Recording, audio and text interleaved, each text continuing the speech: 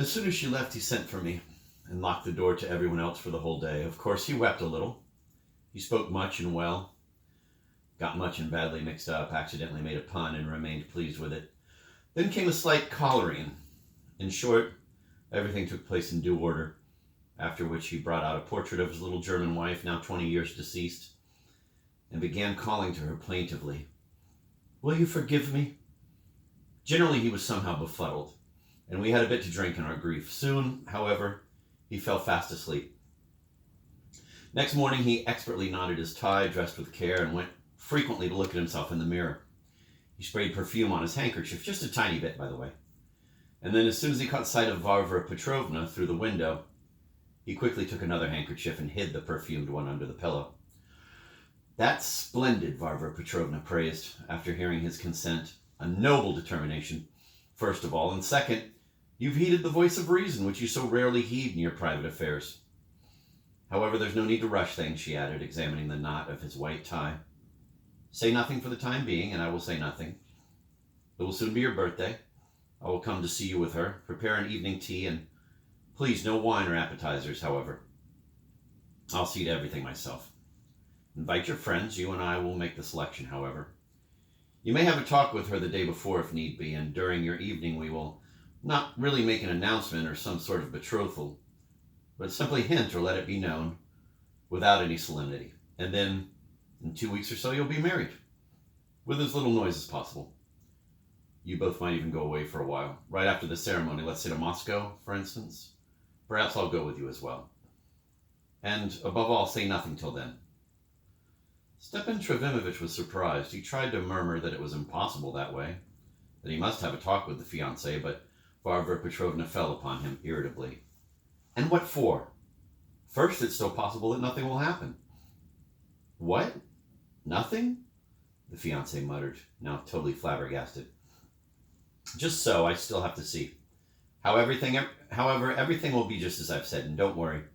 I'll prepare her myself. There's no need for you at all.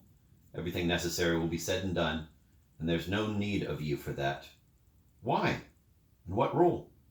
"Do not come yourself, and do not write letters. Not a breath. Not a whisper, I beg you. I, too, will say nothing." She was decidedly unwilling to explain herself and left visibly upset. It seemed she was struck by Stepan Trofimovich's excessive readiness. Alas, he decidedly did not understand his position, and the question has not yet presented itself to him from any other point of view.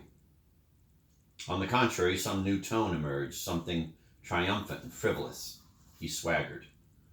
"I like that," he exclaimed, standing before me and spreading his arms. "Did you hear? She wants to push me so far that I will finally stop wanting it. Because I, too, can lose my patience and stop wanting it. Sit still, there's no need for you to go there. But why?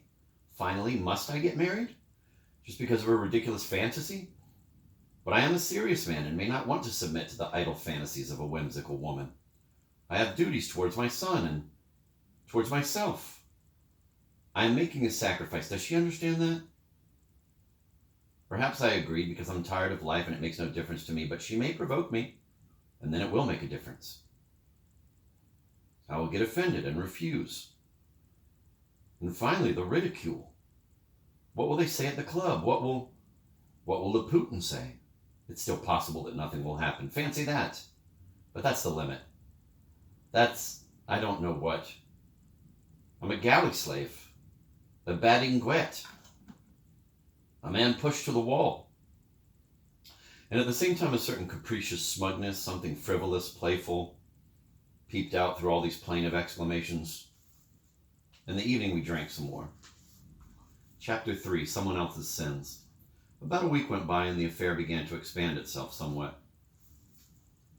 I will observe in passing that I endured much anguish during this unfortunate week, staying almost constantly at the side of my poor match-made friend in the quality of his closest confidant. It was mainly shame that oppressed him, though during this week we did not see anyone and sat by ourselves all the time. But he was ashamed, even before me, and to such an extent that the more he revealed to me, the more vexed he was with me for it. In his insecurity, he suspected that everyone already knew everything all over town, and was afraid to show himself not only at the club, but in his own circle as well.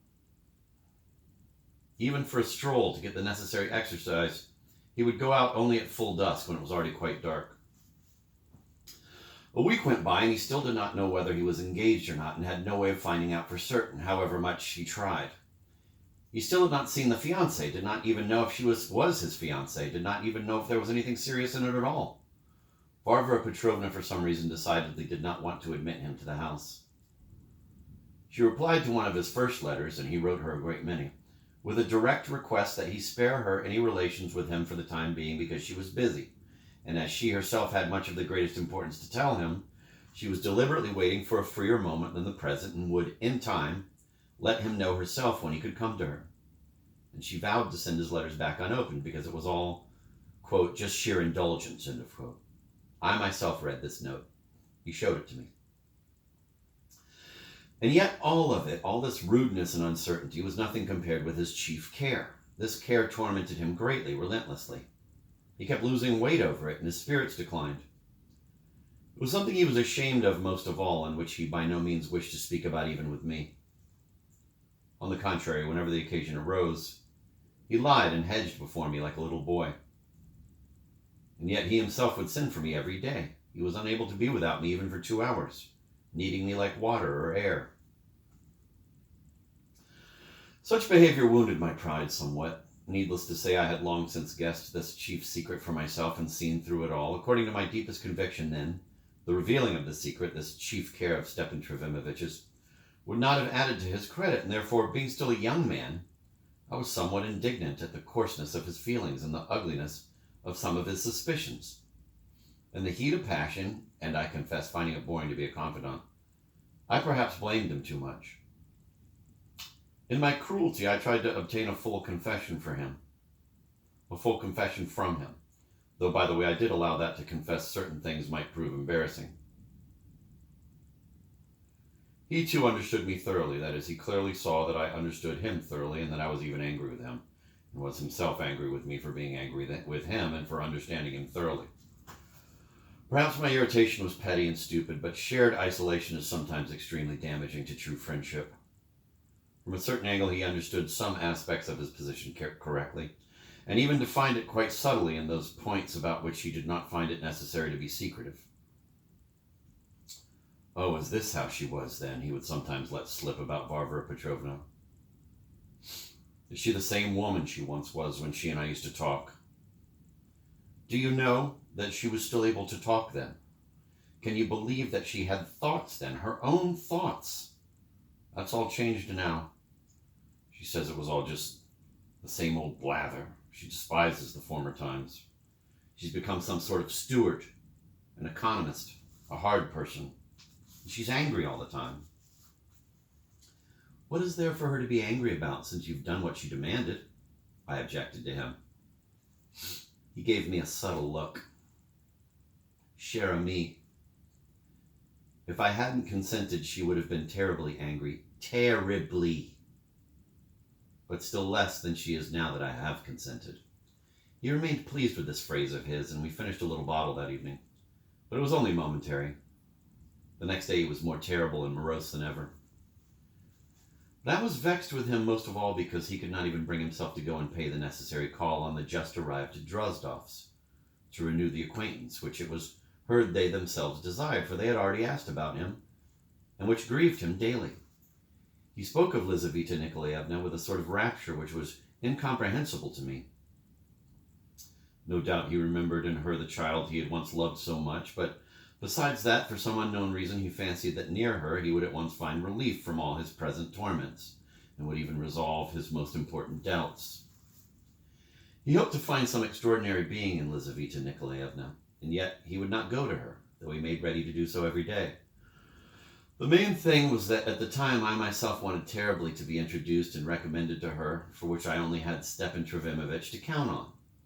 I had been greatly impressed then by my frequent meetings with her, in the street, of course, when she went for an outing on horseback, dressed in a riding habit and mounted on a beautiful horse, accompanied by her so-called relative, a handsome officer, the late General Drozdov's nephew. My blindness lasted only a moment, and soon afterwards I understood all the impossibility of my dream, but it really did exist, only for a moment, and therefore it may be imagined how indignant I occasionally became with my poor friend at the time for his persistent seclusion. Our group was officially notified from the very beginning that Stepan Trofimovich would not be receiving for a while and asked to be left in perfect peace. He insisted on a circular notification, though I advised against it. And so I went around at his request and gave out to everyone that Varvara Petrovna had charged our, quote, old man, as we all referred to Stepan Trofimovich among ourselves, with some urgent work, putting in order some correspondence from several years past, that he had locked himself in and I was helping him, and so on and so forth. Only I had no time to go to Laputin and kept postponing it, or rather, I was afraid to go. I knew beforehand that he would not believe a single word I said, would certainly imagine that there was some secret which we wanted to keep strictly hidden from him alone, and as soon as I left him would at once scuttle off inquiring and gossiping all over town. It so happened that while I was picturing all this to myself, I accidentally ran into him in the street.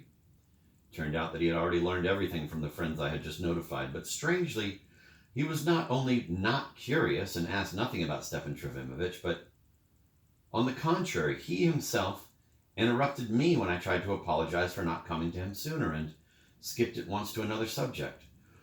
True, he had stored up a lot to say. He was in an extremely excited state of mind and was glad to have caught me as a listener. He began talking about town news, about the arrival of the governor's wife, quote, with her new conversations, end of quote, the opposition that had already formed in the club, how everyone was shouting about the new ideas and how well it suited them all, and so on and so forth. He talked for nearly a quarter of an hour and was so amusing that I was unable to tear myself away. Though I could not stand him, I confess that he had a gift for making one listen to him, especially when he was very angry about something. The man was, in my opinion, a natural-born spy. He knew at any moment all the latest news and all the innermost secrets of our town, mostly of the nasty sort, and one marveled at the degree to which he took things to heart that sometimes did not concern him at all. I always thought that the main feature of his character was envy. When that same evening I told Stepan Trofimovich about my morning meeting with Laputin and about our conversation, to my surprise he became extremely agitated and asked me a wild question. Does Laputin know or not? I started proving to him that he could not possibly have found out so soon, and had no one to find out from, but Stepan Trofimovich held his own. Believe it or not, then, he finally concluded unexpectedly, but I am convinced that he not only knows all about our position in all its details, but also knows something beyond that, something you and I do not know yet, and perhaps will never know, or will find out only when it's already too late, when there will be no turning back. I said nothing, but these words hinted at a lot. After that, we did not so much as mention Laputin for 5 days. It was clear to me that Stepan Trofimovich very much regretted having displayed such suspicions before me and having talked too much.